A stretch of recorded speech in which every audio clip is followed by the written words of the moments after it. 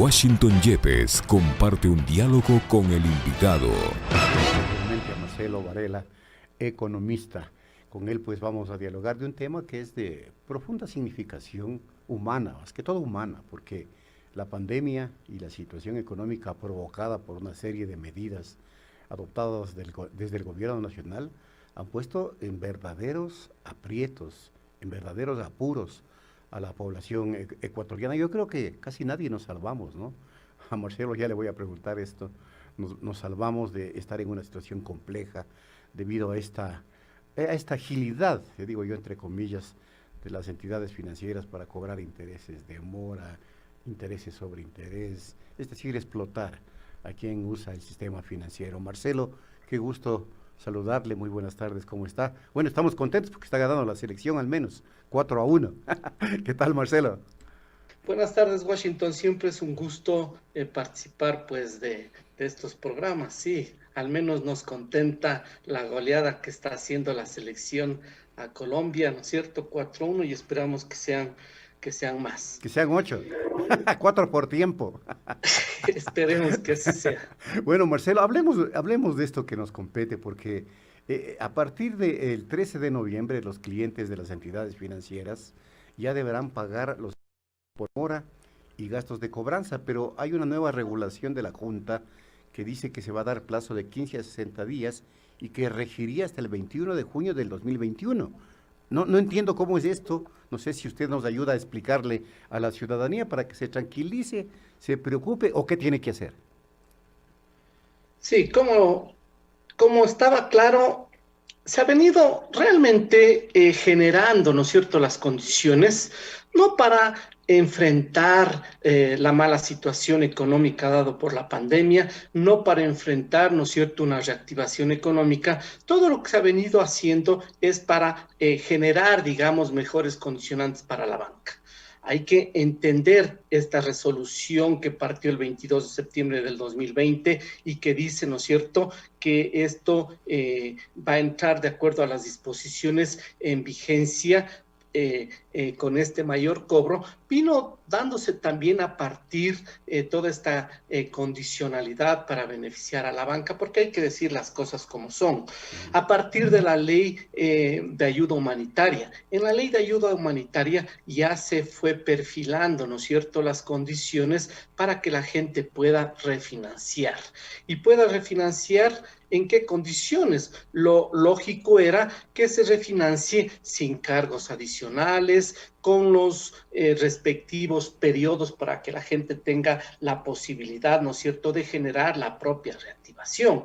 Pero toda esa ley humanitaria lo que ha ido generando es las condicionalidades para que esa refinanciación le genere más ganancias a la banca. Uh-huh. Posteriormente, con la resolución número 603-2020F de la Junta de Política y Regulación Monetaria y Financiera de fecha 22 de septiembre de 2020, ya se empieza a liberar, ya se define todo este proceso, digamos, de liberalización no solo de la tasa de interés, sino los ajustes según los costos financieros. Entonces, aquí se va definiendo, ¿no es cierto?, todas estas condicionalidades de ajuste de los costos financieros. ¿A través de qué? De ya el proceso que hizo la ley de ayuda humanitaria para todo el refinanciamiento. Entonces, la gente empieza un proceso de refinanciamiento. ¿Por qué? Porque está perdiendo empleo, porque no tiene el dinero para pagar sus deudas. Y entonces, lo que esto está llevando es a que la gente caiga, ¿no es cierto?, en esta red de mayores cobros que ya están, digamos, reglamentados, a pesar de que la normativa superior dice todo lo contrario. Entonces, ¿qué vamos viendo aquí? Se van generando todas estas disposiciones transitorias y en esa disposición transitoria, ¿qué es lo que se va definiendo? Que obviamente, ¿no es cierto?, se genere adecuadamente desde las instituciones financieras todos estos procesos direccionados a esos costos que a la larga terminará definiendo el costo de riesgo, digamos, del crédito. ¿Esto qué va a ir generando?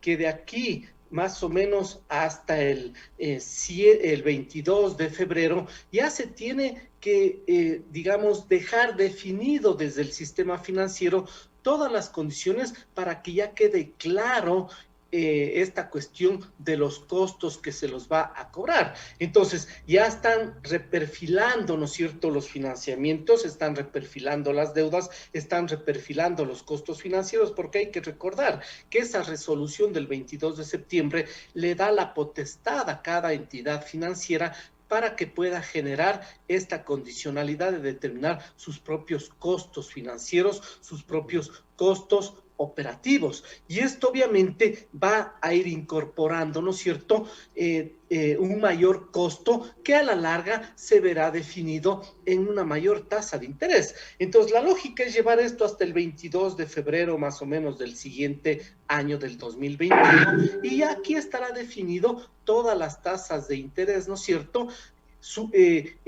sujetadas, digamos, a estos costos que los va a determinar cada entidad financiera. Pero, economista Varela, si es que se fija libremente las tasas de interés por parte de las entidades financieras hacia el alza de esas tasas de interés, si me explico, le va a ser pagar al usuario de la entidad financiera. Si ahora no tiene recursos, con la tasa que está, si es que estas suben, peor aún va a poder pagar. Y se va a tornar mucho más compleja la situación del propio sistema financiero, que no va a poder cobrar esos créditos. Ahora, no entiendo muy bien, y le pido que nos explique, por favor, ¿por qué dice la Junta de Política Monetaria y Financiera que esta medida regirá hasta el 21, hasta junio del 2021, es decir, hasta medio año del año entrante? Este plazo adicional de 15 a 60 días. Claro, a ver, lo que usted dice es claro, aquí hay una lógica. Si se les cobra más a la gente y la gente no tiene empleo, no va a poder pagar. Obvio. Pero los neoliberales no manejan esa lógica. Los neoliberales no manejan la lógica de darle un crédito barato, ese crédito barato se transforma en consumo, se transforma en empleo, en producción, y luego ese empleado compra, ¿no es cierto?, a otras personas. No tienen esa lógica del entendimiento real de la economía. Ellos tienen solamente el entendimiento económico de la maximización de ganancias y no les interesa simplemente que terminen pagando la gente. Ahora, ¿qué es lo que dice esta resolución? Aunque extienden los plazos hasta junio del 2021 para ir generando estas condicionalidades, sin embargo, lo que se manifiesta aquí en esta resolución, ¿no es cierto?, es que se tendrá 5 meses, desde el 22 de septiembre, si consideramos los 5 meses, es octubre, noviembre, diciembre, enero y febrero. Hasta el 22 de febrero ya se tienen que reajustar, reperfilar los financiamientos, reajustar los costos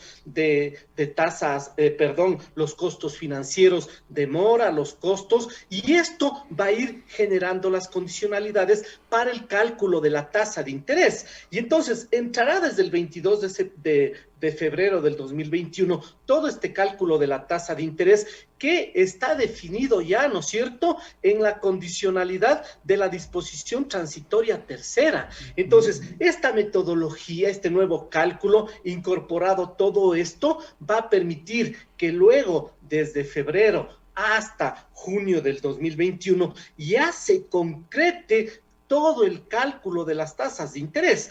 Como se está incorporando hasta febrero todo el reperfilamiento del financiamiento de la gente, toda la determinación de los costos, esto es importante, se da potestad a las entidades financieras para que determinen los costos financieros, para que determinen los costos de mora, para que determinen los costos definidos, ¿no es cierto?, en estas propias resoluciones. Toda la condicionalidad del costeo de fondo, los costos de riesgo de crédito. Entonces, se reperfila, se calcula los costos y luego esto determinará en los siguientes meses, hasta junio, ya el costo de riesgo de crédito originado, incluso se manifiesta por las pérdidas esperadas e inesperadas, todos los costos operativos y el costo de capital, y hasta julio o junio 2021 ya estará definido las tasas de interés. ¿Qué va a suceder? Entonces, las tasas de interés a junio 2021 ya van a ser mucho más altas, considerando estas resoluciones, considerando el proceso que se está llevando desde septiembre hasta febrero del reperfilamiento de deudas, considerando todas las condiciones de cálculo de los costos por parte del sistema financiero, y después, pues hasta junio 2021, simplemente ya vendrá la aplicabilidad ya de esas mayores tasas de interés. ¿Qué va a suceder? Ya a partir de julio o junio 2021, ya las tasas de interés serán más altas, y esto obviamente es perjudicial. ¿Por qué? Porque esto va a impedir la reactivación económica. Exacto. Es más, volvamos a repetir, la gente tiene que saber, esto está en contra, o estas resoluciones, esta ley de ayuda humanitaria, esta resolución de junta bancaria, esta determinación que lleva a cabo sobre la propia condicionalidad del cálculo de los costos de las propias entidades financieras, va en contra o violenta, digamos claramente, el artículo 302 de la Constitución, que señala en el numeral 4 que se tiene que promover niveles y relaciones entre las tasas de interés pasivas y activas que estimulan el ahorro nacional y el financiamiento de las actividades productivas. Si todo este proceso hasta febrero de reperfilamiento va generando las condiciones para determinar los costos financieros, y luego hasta junio esos costos financieros harán que la tasa de interés se incremente, difícilmente se va a cumplir lo que el articulado 302 de la Constitución menciona sobre el financiamiento de las actividades productivas. ¿Con qué propósito? Con el propósito de mantener la estabilidad de precios y los equilibrios monetarios en balanza de pagos, acorde al objetivo de estabilidad económica definido en la Constitución. Entonces, nuevamente, no solamente que el próximo gobierno va a recibir un país en ruinas, va a recibir estas condicionantes que le va a impedir generar los procesos de reactivación económica. ¿Basado en qué? En todas estas condiciones de políticas monetarias. Imaginémonos si también tras esto va la famosa autonomía del Banco Central. Claro. Y entonces el Banco Central ya no generará los mecanismos para el verdadero control del sistema financiero. Ya sabemos qué es lo que va a pasar. De ahí la importancia, ¿no es cierto?, de generar las condiciones para que un gobierno progresista cambie o eche abajo todas estas leyes, eche abajo todas estas resoluciones que están violentando la normativa superior. Bueno, eso le iba a preguntar. No está escrito en piedra.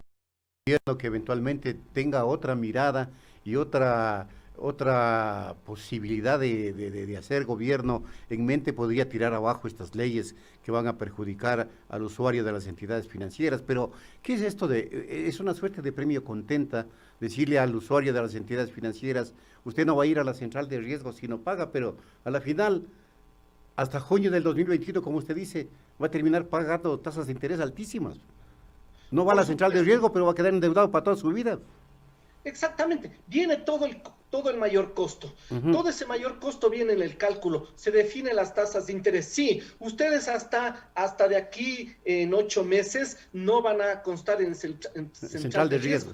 Perfecto, pero si usted debía 5,000, más los costos, más todo, estamos poniendo como ejemplo, usted terminará pagando 10,000, 15,000 dólares. Y entonces, ¿qué pasará después de junio 2021? Ya está determinada una mayor tasa de interés. Usted, su deuda que pasó de 5 a 10 o a 15,000, tendrá que pagar una mayor tasa de interés. Y como usted muy bien lo dice, se quedará endeudado de por vida. Pero a partir de esa fecha, usted ya entrará obviamente en la central de riesgos. Sí, entonces, ¿por qué van alargando hasta junio? Porque el objetivo no es ayudar como se trata de plantear a través de que usted no es parte de la central de riesgo si no paga, sino todo el condicionante hasta esa fecha está dado para ir generando esos mayores costos que se tienen que introducir en el total, hablemos de la tasa de interés, y entonces el objetivo es hasta junio. Sí, hasta junio usted, si se atrasa no importa, si usted no paga no importa, yo le reperfilo a la deuda, usted me pagará estos costos, pero ¿qué va a pasar a partir de esa fecha? Claro. Toda estará en central de riesgos. Y estará pero hecho pedazos, claro. Porque no van a poder pagar Washington. Ujú. Entonces, esa es la jugarreta. De ahí importante, obviamente, ¿no es cierto?, que el gobierno próximo, que los ecuatorianos tienen que propender a que sea un gobierno progresista, pueda desde el 24 de mayo ya romper todas estas condicionantes agravantes a futuro para el consumo, a futuro para las familias, para la situación de reactivación económica, y esto no quede obviamente, como usted muy bien lo manifestaba, tallado en piedra. Es decir, los ecuatorianos tienen en sus manos, tienen en su voto, ¿no es cierto?, las condicionalidades para que a futuro la situación no se agrave aún más. Ahora, el presidente en su programa que va a implementar todos los martes, que lo llaman el presidente de frente al pueblo, creo que se llama, que yo le puse un nombre caricaturesco de las morenadas de los martes, ha dicho que se ha recuperado la economía y se ha recuperado la confianza. El país ha recuperado la confianza a nivel internacional. Y ha dicho que el próximo gobierno recibe un país que no va a tener que solventar el pago de la deuda externa por 10 años. Y eso pues le va a dar un respiro extraordinario al nuevo régimen. Pero el análisis hecho con usted y con muchos otros economistas describen o dibujan una realidad totalmente inversa. El gobierno que entre iniciará su gestión atado de pies y manos y endeudado hasta la coronilla. ¿Es así o no? Por supuesto, Washington, esa es la realidad a la que nos enfrentamos los ecuatorianos, y es habitual en este gobierno, ¿no es cierto?, llevar a cabo digamos, ciclo de mentiras para decir que está todo bien. Es decir, cuando a él le dejaron un país súper bien, con ingresos que pasaron de 4.000 a 15.000 millones de dólares, con balanza de pagos positiva que bordeaba los 1.300 millones de dólares, con una deuda realmente baja, que ya el propio FMI, ¿no es cierto?, lo ha dicho. No le dejaron la mesa servida. Ahora que el Ecuador se endeuda en este último periodo de gobierno fuertemente, que el gobierno se queda sin ingresos, porque hay que también recordar que la ley de fomento productivo, que genera un estímulo al no pago de impuesto a la renta a los que invierten hasta por 18 años, no le está ya generando ingresos al país. Si solamente el año 2019 no tuvo ingresos el país, imaginémonos el 2020, el 2021, el 2022, que va a seguir en esta no reactivación económica, en esta situación dramática. Entonces, ¿cómo se va a recibir el país? El país se va a recibir en ruinas, el país se va a recibir en una mala situación económica y totalmente endeudado. Que no tiene que pagar por los siguientes 10 años. Asumamos que es así, que no se va a pagar de acuerdo, en base a esos acuerdos con los bonistas, no se va a pagar por 5 años los intereses y después desde los 5 años se empieza a pagar capital e interés. Asumamos que eso va a dar liquidez al país, al gobierno, porque no va a pagar deuda. Pero ¿qué va a pasar después de eso? Claro. Ahí viene el problema. Entonces, tenemos 5 años para reconfigurar una mejora en la situación económica, y eso servirá después ¿para qué? Para después devolver con creces la deuda, porque hay que recordar que los bonos se compraron 3 veces el valor real. Cuando se tenía que pagar 30 centavos de dólar el papel de bono, se pagó 90 centavos de dólar y nos dijeron que nos habíamos ahorrado. Así como nos dicen que nos hemos ahorrado, así nos dicen que nos hemos endeudado. Pero tras toda esta situación grave que se viene a futuro, viene una situación en donde obviamente se ha venido violentando fuertemente, ¿no es cierto?, la normativa ecuatoriana. Se ha venido violentando los derechos, se ha venido violentando las condicionalidades, y esto implica no solamente que nos vamos a enfrentar a futuro a una grave situación económica, sino nos enfrentamos a futuro a ese acuerdo con el el FMI, que por supuesto el próximo gobierno, que tiene que ser un gobierno progresista, tiene obviamente que renegociar esas propias condiciones, porque para obtener ingresos, ¿qué es lo que se pretende en ese nuevo acuerdo con el FMI? Subir los impuestos indirectos que afectan el consumo y reducir el gasto y la inversión pública. Entonces, ¿cómo se va a generar la reactivación económica? Si a esto le sumamos que toda esta condición de la ley humanitaria, de esa determinación de las tasas de interés, de los costos, va a generar mayores tasas de interés, por supuesto, no va a haber a futuro una reactivación productiva, no va a haber a futuro mejores condiciones para generar empleo, para generar ingresos para el gobierno, para generar las condiciones de reactivación económica. Por supuesto, están generando las condiciones agravantes para el país. ¿Quiénes son los beneficiarios? Los beneficiarios son el gran capital, el gran capital financiero y el gran capital económico, porque fuera bueno que los beneficiarios fueran las microempresas, las pequeñas empresas, los emprendimientos.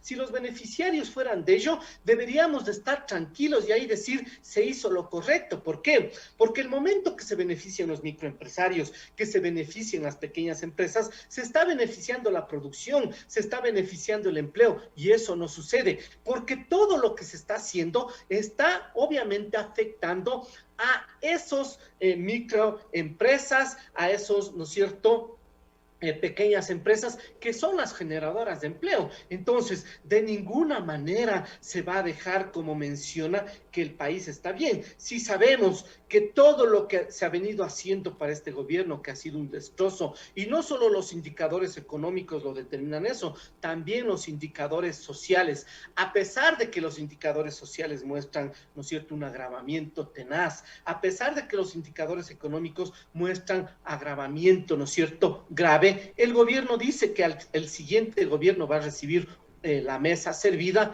pues es simple y llanamente porque sabemos quiénes están al frente y quiénes han estado al frente de determinar las condiciones económicas. Gente no solamente que no sabe de economía, sino que adicionalmente representan, ¿no es cierto?, a intereses de las oligarquías económicas y financieras, y adicionalmente representan a las condicionalidades atroces que han afectado la economía del país. Ahora, no puedo dejar de... ¿Qué opina usted, economista Varela, de la incorporación del economista Alberto Dajic al equipo de asesores del régimen a pocos meses de culminar su gobierno? Porque va a hacer un gran aporte para la patria, dice el presidente Moreno.